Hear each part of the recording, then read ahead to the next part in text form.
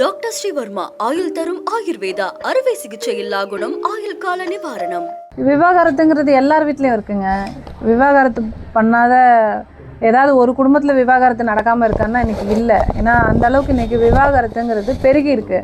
அது ரொம்ப கேஷுவலான ஒரு விஷயம். இன்றைக்கி ஒரு திருமண வாழ்க்கையே எனக்கு பிடிக்கல அப்படின்னா விவாகரத்து செஞ்சுட்டு இன்னொரு மன வாழ்க்கைக்கு ரெடி ஆகுறதுங்கிறத யாருமே இன்றைக்கி தப்பாக பார்க்கல. எல்லாம் பழைய காலத்தில் இல்லை, விவாகரத்தா ஐயோ தப்பான வார்த்தை அப்படின்னு சொல்கிற அளவுக்கு இன்றைக்கி யாரும் இல்லை, எல்லோரும் ஏற்றுக்கிட்டோம். ஆமாம் இருக்குது, இன்றைக்கி ரெண்டு பேருக்குள்ள மனக்கசப்பு அப்படின்னு சொன்னால் விவாகரத்து பண்ணிக்கிறது நல்ல ஒரு முடிவாக தான் எடுக்கிறோம். ஏன்னா அவங்கவுங்களுக்கும் சில விருப்பு வெறுப்புகள் இருக்கும், அது பிடிச்சி ஒத்து வரல அப்படின்ற பட்சத்தில் விவாகரத்து செஞ்சுக்கலாம். அண்ட் விவாகரத்து பண்ணதோடு இல்லாமல் அவங்களுக்கு வேறு ஒரு பெண்ணை பிடிச்சிருக்கு, நாம் இன்னொரு தடவை திருமண வாழ்க்கைக்குள்ளே போகணும்னு நினைக்கிறோனாலும் அதுக்கு அவங்களுக்கு முழு ரைட்ஸ் இருக்குது. அதையும் இன்றைக்கி நம்ம நாட்டில் யாரும் தப்பாக பார்க்குறது இல்லை. இரண்டாவது திருமணமாக ஐயோ இதெல்லாம் தப்பு அப்படிலாம் யாரும் கேட்குறது கிடையாது. பெரிய பெரிய செலிப்ரிட்டிஸ்லேருந்து எல்லாருமே ரெண்டாவது திருமணம் பண்ணவங்கெல்லாம் இருக்காங்க, நல்ல ஹாப்பி லைஃப் வாழ்கிறவங்க இருக்காங்க.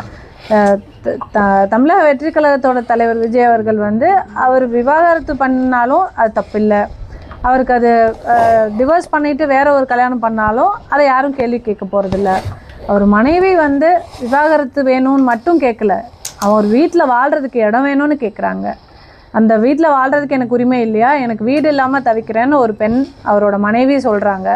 அதுக்கு என்ன பதில் இருக்குது? அவரோட பிள்ளைகள் வெளியே ஹாஸ்டல்லையும் தனியாக வீடு எடுத்தும் இருக்காங்க. இது சரியான ஒரு குடும்ப வாழ்க்கையான அமைப்பு இல்லை. இது போய் நம்ம எதுக்கு கமெண்ட் பண்ணிவிட்டு எல்லார் வீட்லேயும் 1000 பிரச்சனை இருக்கும், இது எதுக்கு நம்ம கேட்டுட்டு?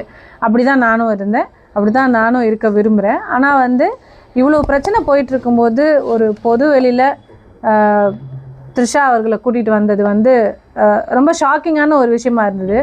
ஏன்னா போன வாரம் வரைக்கும் த்ரிஷா அவர்களை பற்றி த்ரிஷா வீட்டிலேருந்து விஜய் வெளியில் வரட்டும் முதல்லன்னு நயனா நாகேந்திரன் அவர்கள் பாஜக மாநில தலைவர் சொல்லியிருந்தார். அதுக்கு நானே கண்டனம் தெரிவித்து பேசியிருக்கேன், உங்களுக்கே தெரியும். அப்படி பொது வெளியில் ஒரு நடிகையோட பேரை குறிப்பிடுவீங்க? எப்படி ஒரு நடிகைனா உங்களுக்கு ரொம்ப ஈஸியாக போச்சான்னு நானே கேட்டிருக்கேன். எல்லாரும் அப்படி தான் கேட்போம். அது எப்படி அவர் அப்படி சொல்லுவார்?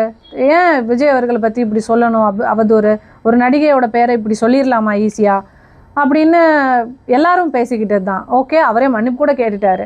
அண்ட் அவங்க விஜய் அவர்களோட ஒய்ஃப் சங்கீதா கூட ஒரு நடிகையோட ரிலேஷன்ஷிப்பில் இருக்கார், தேவைப்பட்டால் தான் அந்த நடிகையோட பேரை சொல்லுவேன்னு அவங்க ரொம்ப கண்ணியமாக ஒரு அறிக்கை கொடுத்துருந்தாங்க. இவ்வளோ பேரும் இவ்வளோ கண்ணியமாக நடந்துட்டு இருக்கும்போது மேடை ஏறி மகளிர் தினத்தன்னைக்கு இவ்வளவு பெண்ணியம் பேசி கண்ணியம் இல்லாமல் ஒரு ஒரு ஒரு கல்யாணத்துக்கு த்ரிஷாவே கூட்டிகிட்டு வராருன்னு சொன்னால் நாளை இன்னைக்கு சமுதாயம் எப்படி பார்க்கும்? இது ஒரு நல்ல ஒரு ட்ரெண்ட் செட்டிங்கான விஷயம் கிடையாது. அவர் ஒரு சின்ன பையன் 18 வயசு குமரன் ஒரு ஒரு ஒரு நடிகை கூட்டிகிட்டு வர்றாரு, ட்வின்னிங் பண்ணிட்டு வர்றாரு அப்படின்னு சொன்னால் அது யாரும் சின்ன பசங்க என்னமோ பண்ணிட்டு போகிறாங்கப்பா அப்படின்ற அந்த ஒரு இதில் பார்ப்பாங்க.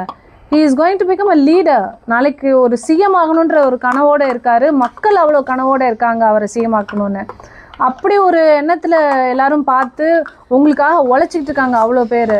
நீங்கள் உள்ளே இருந்து பார்க்குற உங்களுக்கு தெரியாது, உங்களுக்கு பின்னாடி எவ்வளோ பேர் எவ்வளோ உழைப்பு போட்டுட்ருக்காங்கன்னு. ஒன்றும் இல்லை, ஒரு நாளைக்கு உங்கள் ஆஃபீஸ்க்கு போகிறதுக்கே ஒரு பெண் நிர்வாகியாக எனக்கே எவ்வளோ டைம் ஆகும். இங்கேருந்து எல்லா வேலையும் முடிச்சுட்டு இங்கேருந்து போய் அங்கே போய் பார்த்து ஒரு மீட்டிங் போகணுன்னா கூட எங்களுக்கு அவ்வளோ டைம் ஆகும். கட்சியிலையோ எதுலேயும் யாரும் எதுக்கும் பே பண்ணுறது கிடையாது. உங்களுக்காக எங்கள் டைமை செலவு பண்ணி எங்கள் பணத்தை செலவு பண்ணி எல்லாரும் உங்களுக்காக அவ்வளோ ரிஸ்க் எடுத்து அவ்வளோ வேலை பார்க்குறோன்னா அதை கொஞ்சமாவது மதிக்கணும்னு நினைக்கிறேன். அவ்வளோ ரெஸ்பெக்ட் கொடுத்து உங்களுக்கு நாங்கள் எல்லா பிரச்சனையிலையும் முட்டு கொடுக்குறோம். ஒவ்வொரு பிரச்சனையிலையும் நிறைய தப்பு இருக்குது, எல்லா பிரச்சனையிலையும் முட்டு கொடுக்குறோம்ல. எவ்வளோ யங்ஸ்டர்ஸ் உங்களுக்காக தூக்கி தூக்கி வச்சு பேசுகிறானுங்க. அந்த டிவிகேல டிவிகே ஃபேன்ஸு, வாரியர்ஸு, வாட்டவர் என்ன வேணாலும் வச்சுக்கோங்க. கரூர் விஷயத்துலேருந்து எல்லா விஷயத்துலையுமே எங்கள் அண்ணா பண்ணால் சரியாக தான் இருக்கும், இல்லை அண்ணா இப்படி அதனால தான் இதாகிடுச்சு, இப்படி ஜனநாயகன் படம் ரிலீஸு, இந்த மாதிரி அலையன்ஸ் விஷயம் எதுவாக இருந்தாலும் மக்கள் நாங்கள் நிற்கிறோம் உங்கள் கூட சப்போர்ட் பண்ணி நிற்கிறாங்க. அவ்வளோ இளைஞர்கள், பெண்கள், தலைவர் வரணும், எங்களுக்கு விஜய் வரணும், மாற்றம் வேணும்னு கேட்குறாங்க. அப்போது அந்த மாற்றம் கொடுக்குற விஜய் இப்படி ஒரு மாற்றத்தை ஏற்படுத்துவாருன்றது ஒரு ரொம்ப ஷாக்கிங்கான ஒரு விஷயமா இருக்குங்க. டாக்டர் ஸ்ரீவர்மா ஆயுள் தரும் ஆயுர்வேதா அறுவை சிகிச்சை இல்லா குணம் ஆயுள் கால நிவாரணம்.